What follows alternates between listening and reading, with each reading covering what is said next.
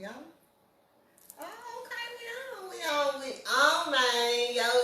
Y'all already know what time it is. Y'all tuned in to the Fox Cave Chronicles, baby. And we are coming to y'all live all the way from Baton Rouge, Louisiana, baby. And who do we have in the cave tonight? Yours truly, Mr. How You Do That there himself, Young Bleed in the building, man, with Fox Cave Chronicles. Hold up. Aight, gotta know. Yeah. It's good to have you, and I mean, thank you for having us, man. I appreciate y'all having me. Beautiful. It's definitely an honor to be here because you didn't even, you could have turned me down and everything, but we set this up, and you have welcomed us with open arms, and we're glad to be here and chop it up with you. Likewise, man. It's a long time coming, so fine. Yes, most definitely. We want to send a big old shout out to Lee SC for being our sponsor for today's show, man. Big old shout out to Lee SC, man. I appreciate you for being an Arctic Fox sponsor for today's show. So y'all make sure y'all tap into Lee SC, follow him on Instagram, subscribe to his YouTube channel. Check out all his music streaming on all platforms. Big old shout out to Lee SC. We appreciate you, man. Already. Alright. As you all know, season 3 of the Fox Cave Chronicles is getting ready to start very soon. So, if you would like to be a guest, hit me up. If you're interested in being a sponsor for season 3, hit me up and I can tell you about the 3 sponsor packages that we have available. We have the Arctic Fox, the Silver Fox, and the Red Fox. Either way, you can't lose. So hit me up and I can give you the details about becoming a sponsor. You know what? I'm ready to jump off into it. You know what I'm saying? Let's save all the small talk and let's go and jump off into it. Publicist, please. I had to get my notes together. Yeah, you're supposed to. Yeah. Already. Got to do the research. For sure. Big old shout out to my manager, man, for getting us here. I definitely appreciate him for that. Got us here, baby. We ain't play no games. We got here. Gotta know. Okay. First of all, Young Bleed, let's start with a little bit. I always like to tap into the background. We want to know your background history. Tell the people where you grew up, where you're from, and a little bit about your childhood coming up. I'm out them Southside Bottoms, y'all. Born and raised South Baton Rouge, Louisiana. Garfield Street, we call G Street to be exact. East and West Side. You know what I mean? Where we at right now, it's in the East Side. So I had that kind of evolution from one hood to the next hood. So you know what I mean? King God of the city.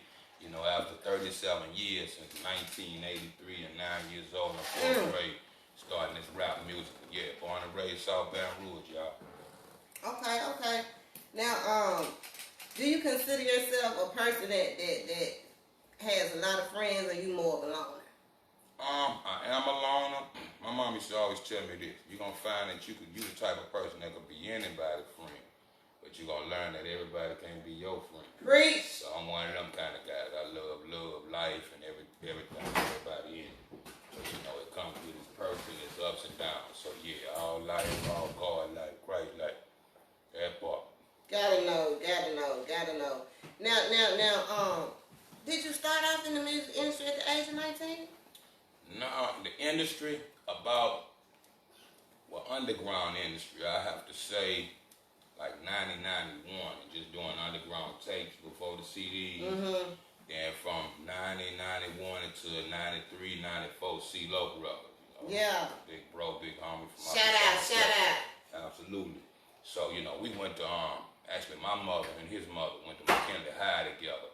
And later in life, in middle school, we met each other. Loc used to be my DJ in middle school. I was always the rapper since 9 years old. So, yeah, we grew together like that in that sense. But, yeah, a long time.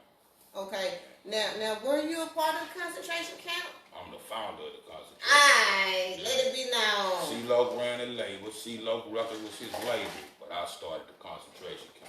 Okay. Now, when the concentration camp was started, who was all a part of it? Originally me, my brother Lucky Knuckles of the camp, Max Manelli, Jay Vaughn, and Happy Perez, which was a group called Laylo. And my DJ Ball Lay or Bam Bam was the original concentration camp members. And as I was introducing them to Loc, I brought that idea to the label and to the table. And then we all morphed and, grew from Baton Rouge, Louisiana to Mississippi to Alabama. Remained in members, rest in peace to Broad Nitty, so we expanded. But yeah, it started right here in my mama back room, actually. Alright, shout out to all those guys, man. For real, big old shout out. Absolutely. You answering question after question. I can't even get the answer. That's three. That's the back of my head right there. That's what I'm talking about. Yes, okay. Now, at what point did you link up with Master P? Somewhere I want to say in the mid-90s, between 95 and 96, him and Loc was really, running both of the labels. And then we started connecting, going between Baton Rouge and New Orleans and Cox Cable and editing videos. Everybody was coming up. And it was at a royal time where I guess P was coming back and forth, of course, from California to New Orleans. Okay. And with them trying to brand us, we all somewhere down the line, like I said, 95, 96, started doing records together. And somewhere in 97, we did the first, 96 really, we did the first concentration camp compilation. And I released, everybody had a chance to do a solo record versus just everybody kind of background Loc on the whatever record and who was going to ride. So, I said, hey man, we need something that solidify all of us, and the concentration camp became that name. But in 96, I did the original song, which was originally titled A Fool, which, the world knows how you do that there. So when I released that, and between him and P going back and forth, P loved it enough to introduce me to Priority Records in, Southern California in June 1997, and the rest was history after that. Oh man, that's amazing, man. Amazing story. I love to hear it. I love to hear it. Man, listen, tell me about the classic, man, My Balls and My Word. That's definitely one of my favorites. I actually still have the original CD in the case. It was on my mind to bring it, but I forgot. I was gonna let you autograph it. You know what I'm saying? Right. I do still have that classic. You hear me? Tell me about it. Yeah, the first one. Actually, like I say, in that evolution, I was the first solo artist to come out after Loc on C-Loc Records. Okay. But in the time of prepping that record and recording, making that record, all that was happening. So by the time they got a win with the first song, I pretty much I really turned in like 14 records, 2-3 records that the world still hadn't heard. Then we added, Beats by the Pound, Master P, rest in peace to Pimp C, producer Bring the Noise. So all that came together. We put our thinking heads together along with Priority Records, and just made a phenomenal record at a phenomenal time. I used to work and hustle, and go to the studio after work time. The camp, all of us kind of lived together for a little while. So everybody was working on their projects, kind of like a baby death row. Right, so, right. Whatever was the best records, between Laylo, Max Manella, those guys, Lee Time, the whole gambit, everybody kind of contributed to my record, and we came up with that Balls of My Word. Oh man, I feel like I'm taking a journey through history, man. Exactly what you see. Exactly that. I want to talk about a few of those songs. You know what I'm saying? A couple of my favorites. Tell me about Bring the Noise. Bring the Noise, like I said, rest in peace to our big brother Chad Pimp C Butler. Gotta know. Yeah, definitely. I think that was a record originally aimed to be a 504 boy record on a mystical line. So when we was wrapping my record up, he called me to the studio. I didn't know they was located out here off of Carver Boulevard. And I get up in the middle of the night and went to wrap up my record. He had kept the red eye in the middle of the night being in California in the morning. Yeah. So, it was like a Muslim classroom, how I used to describe No Limit first going in there. Everybody at the table with pens and pads and, rushing and fighting to get on those records. Yeah. So the night I went, we substituted three or four of those records. All in the night, and one of the tracks was the Bring the Noise track. And, I looked at that and I liked it. Mystical started off, P was second, it was open third verse. He was like, "You like that record?" I was like, "Yeah." He said, "You can have it." Yeah. He gave it to me. It took me a minute. Pimp was my friend and big brother for a long time, before and after the pen and so on and so forth. So I was able to talk with him, for his unfortunate demise. Right. To know he did that, and he was happy I ended up with that record. So yeah, that's where it come from. Rest in peace, Pimp C. Rest in peace, Pimp C. Gotta know. Okay. Another one of my favorites, The Day They Made Me Boss, man. Tell me about that, John. Wow, now that's a crazy story. Shouts out to Happy Perez, you know, phenomenal. Shout out. Grammy nominated producer since we come out of back rooms on Mamas and Papas out here. But I walked in the studio one day and he was kind of tinkering around on the keyboard, playing that familiar and you know, they was laughing at that. I said, hold up, man, what is that instrument you use? Man, put some drums to that. Let me get that rocker. They'll leave out and go to the clubs or whatever over the weekend. I was one of the few that stayed at the crib and worked on them records. By the time they came back, that's all we played. That Christmas going into Christmas '97. Yes, still to this day. So yeah. Shout out, man. I appreciate that, man. Shout out, for real. Yes, man. Tell me about Keep It Real. Keep It Real was a record where I wanted to have something that signified on Louisiana with that country sound. So I guess he used a banjo or whatever instrument. Is that what I'm hearing at the beginning when that's a banjo. Yeah. So that was like signature trait for Louisiana. I started that record and left the studio one night. I just did my first verse and the hook. Come back, Lopez got on it, and when he finished with it, he got it from Master P, and that was one of the one of the records, one of the first records that P got on, other than the remix to How You Do That. And you know, and it became phenomenal. It ended up being the first record on the album. Everybody loved it. Yes. I mean, the whole album, like, is an album that you could actually listen to from start to finish, all the way through. Yes, ma'am. And we used to create like that. From the production side, we would sit and all us was brothers and enjoy dinner and a movie, you know what I'm saying? And find samples and different things that just went with our rudiments. So that's kind of how it evolved. I always wanted to have a sound that was so much of a sound that demanded a vision. You see what I'm saying? So the same way you make movies, we learned to make records like that with sound effects where you can visualize it until we put it on videotape, you know what I mean? So yeah, exactly that. Awesome, it's awesome. I had two more I wanted to ask you about, and it was Confetti. Yeah, Confetti. Superfly sample at the beginning. I'm old school, Superfly. Rest in peace to Ron O'Neal and Curtis Mayfield, y'all. You know, one of my favorite movies and soundtrack. My pop raised me off that. About 11 and 12 years old. So I always wanted to do something from Superfly, that type of thing. So we sampled that in the beginning of the talk when you having that conversation with him and Eddie. You know, hey, what we finna do, man? We finna get this $1 million and split it, and that's what we was in life. You know what I mean? We finna, hey, we hustle from Baton Rouge to Hollywood, California. Ain't no turning back. So Confetti was a term we used for money at the time. So everybody was you know, just on their gambling for just getting some money, growing from something to nothing. So that's what it was all about. I want to say that featured me. Shouts out to Lead Time, Loc, of course. And who am I missing on Confetti? Max Manetta. Yeah, shout out. And actually, I was going to ask you, that was my next question. Tell me about Max Manetta, man. Y'all still communicating? What is he doing these days? Outside of my brother Lucky Knuckles, and, you know, my mother was only able to have 2 kids, you know what I mean? Me and my brother Lucky Knuckles, my one real brother in the world. But Max Manetta was like my baby brother. I knew his mother, rest in peace, you know what I mean? His sister and his father, you know what I mean, throughout life. So they was from Irwinville, across the river. I had a relationship with Max, who my DJ and one of his cousins when he was 11 years old. I didn't see him in the flesh till he turned 13. You know, we was young. I'm probably about 5, 6 years older than him. Okay. Still coming up, getting calls, and we couldn't, you know, get back and forth with each other way back then. But Max was like my first baby brother for us to rap game. So I come home from high school and get on the phone with him in the afternoon and just talk and let him rap. I make beats for him through the phone. And once we finally met in the flesh, it's been that way ever since. Oh, man, I love me some Max Manetta, man.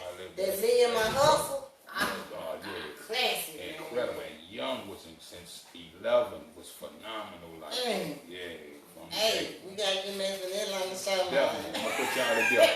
We're working on some new material as we speak. Gotta know. Y'all connected. Gotta know. Yes, ma'am. Okay, I'm gonna tap into this one right here. Tell me about the album, What a Life.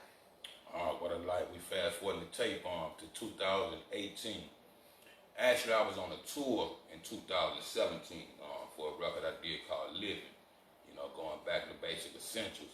But I kept having so many difficulties, and it was just a wild journey on that tour. I kept saying every time we'd get in the van to ride to the next city or wake up in the morning, man, what a life, man, what a life. I said, you know what? That's what I'm going to call my next project. And that became the basis of what a life. So a lot of that kind of, how you put the term, where you put it all in the capsule. So that captured that time and what I was living and going through between 2017 to 18 when we released. Okay. So, life story right there. Alright. Yeah. Tell me about Trapdoor Entertainment. Yes, ma'am, absolutely. We about 11 or so years in the remake. I had a chance to go out to Kansas City, you know, and I have been going to Kansas for years. Some of my old priority associates, one of them in particular, Dave Weiner, became vice president for Strange Music. If everybody familiar with Tech Nine, the guys in Kansas City. I was between deals and back to the independent. Shouts out to my big bro C-Loc, the whole West Coast Shout out. You know what I mean? So that was some of the few guys that picked me up back in that independent time. Between our ins and outs, I had the same situation with Tech Nine and those guys. So versus them signing me as a solo artist, I was branding my independent label. This was like my third label. Trapdoor is my third label. I started off with a label after No Limit and, you know what I mean, C-Loc records and tapes on the corner. Once I got into the industry, then I always wanted to have an A and a B hand and bring up the guys that helped supporting me and family over all that time. So I started the label in 2011 just to have a co-op deal, do the co-op deal with Tech Nine. I didn't sign with them officially, but I signed my label to them and released a record called Preserve, you know, off the Jelly Jam and Preserve, as well as a book, man. Shouts out to Soren Baker out there in California, man. They helped me put my first book together called The Making of Preserve, and it's all based on that time and ever with Tech Nine and those guys. But yeah, I started that in 2011 and we've been pumping ever since. Alright, that's what I'm talking about. For real. Yeah. Do you have any artists signed under Trapdoor Entertainment? Like 20 plus artists across the country right now. Wow. Yeah. That's amazing. Yeah, so everybody doing their independent EPs, mixtapes, and albums. I'm actually finna release a compilation if we don't get it out for the years over with sometime at the top of the year called Welcome to the Trap, where I'm gonna reintroduce, you know, the artists that's under the umbrella. Okay. Young Bleed, I want to ask you a question. Tell me about the name. Like, why do you call yourself Young Bleed Cardio? Let me take it there. I come from a phenomenal music background that's just family oriented. From my mother to my grandfather, everybody else had some form of music talent in other towns. I was the one that incorporated for the family. So my granddaddy name was James Donald Goodbleed Johnson Sr. All that? Yeah, World War II veteran, hell of a street guy, and hell of a man. So he was known to people in the streets to say, you know, they called him Bleed because if you had an altercation with him, he was good to bleed. He was guaranteed that, he was one of the kind of guys. He was with it. Long before us. So it looked like 100 years I might have spent time with him. I'm born in 1974, so by 84, 85, my granddaddy died of cirrhosis of the liver, you know what I mean? He went blind halfway through, so I was a seeing eye dog, Purple, the first grandson, first son of my mother. So before he passed, by 9 years old, he still was here. I looked at him, see, he used to have him on the pole drinking and hanging with him, you know, in and out of school. And I said, Papa, you know what I want to do? When I grow up, I want to be a rapper. That's a long way from New York. Run DMC had just put out their first tape. We had a poetry teacher, and redid a Run DMC way before we knew about spoken word, and put it on a song called Wake Up off the self-titled very first Run DMC album, and created a poetry scheme that kind of solidified what I came from, my family upbringing and my community. And as well as a few other kids in certain elementary schools in the area, they put a pamphlet together, and that pamphlet read our state's capital. So I felt like at 9 years old, I could reach the state capital, and they'll tell him what I could do. But before he passed, I told him when I grow up, I'm going to be a rapper and own a record company. And here we are today. So I took a chip off the old block, you know what I'm saying? saying? That's what I'm talking about. He played piano. You know, like I said, they Mississippi blues, blues baby. So him and his partner Harmonica Mose. My grandmother had fish fries on the weekend. He played piano. His partner come by and just blow, but they never made records. You see what I'm saying? Yeah. So I took what I saw and found it. I put a stamp on it. That's what I'm talking about. Absolutely. You did that. Yes, ma'am. For sure. Yeah. Okay, I believe it was a couple of other projects I wanted to ask you about other than the life. I wanted to ask you about my own. My second solo to the world. I'm the type of guy I try to think 5-10 years ahead of time. So on the verge of getting that break with P and everything, I had already started laying out my template. And if I got a deal, I'm gonna work on my albums in this order. So that was the second album to date after My Balls and My Word. So pretty much coming out the wilderness into the industry. Then, unfortunately, we had the group breakups and everything like in WA. I tried to learn from that page, did everything I could to help keep us together. So at a certain time in life, I found myself like that. No Limit was going one way, C-Loc Records was going opposite direction. And here I am on Priority Records, same like Ice Cube from NWA, same California, same Sunset Boulevard. So, once you didn't put your name on that paper, you got to, one month it don't stop no show.